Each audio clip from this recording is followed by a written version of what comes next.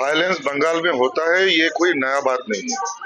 और गणेश कुमार जी ने जो बात कहा है, मैं उसको समर्थन करता हूं कि बंगाल में जिस तरह की वायलेंस होता है वो भारत में किसी भी प्रदेश में नहीं होता है।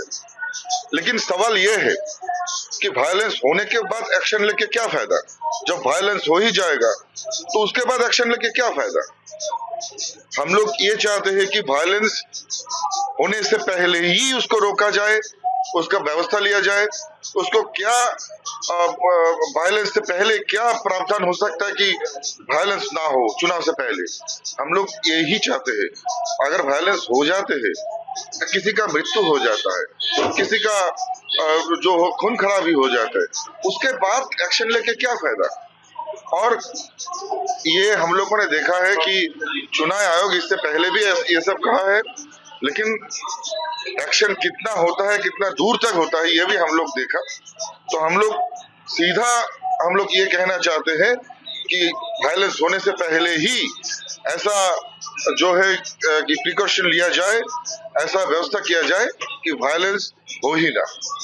तो प्रैक्टिकली गणेश कुमार जी को समझना भी चाहिए कि बंगाल का स्थिति क्या है। मैं तो कहूंगा सिर्फ कलकत्ता नहीं, बल्कि उत्तर बंगाल में भी आए, कुछ बिहार में भी आए, शीतलकुची में भी आए, मालदा में भी आए, आकर स्थिति को अपना आंखों से देख कर जाए और उसके बाद क्या प्रिकॉशन लेने का व्यवस्था करना चाहिए वो उन लोगों को फाइनली करना चाहिए।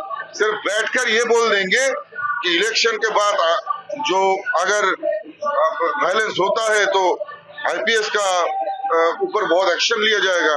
मैं कहूंगा सिर्फ ये बोलने से काम नहीं चलेगा, पहले करना होगा, पहले ही व्यवस्था लेना होगा कि चुनाव में किसी भी प्रकार का वायलेंस ना हो। ये चुनाव अगर एक दफा में होगा तो सबसे सही रहेगा, अच्छा होगा, क्योंकि तृणमूल कांग्रेस के पास बहुत सारा एंटी सोशल एलिमेंट्स है जिनको वो एक से दूसरा फेज में, दूसरा जो चुनाव क्षेत्र है वहां पर लेके जाता है।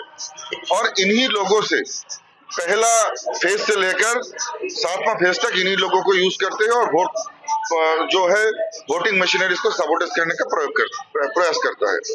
और सिर्फ इतना ही नहीं, बल्कि जो आम जो मतदाता है उनका ऊपर भी सबोटेज होता है, उनके ऊपर भी अत्याचार होता है। तो इसीलिए हम लोग ये चाहते हैं कि एक ही फेज में चुनाव हो ताकि बार बार ये एंटी सोशल एलिमेंट को यूज ना कर पाए।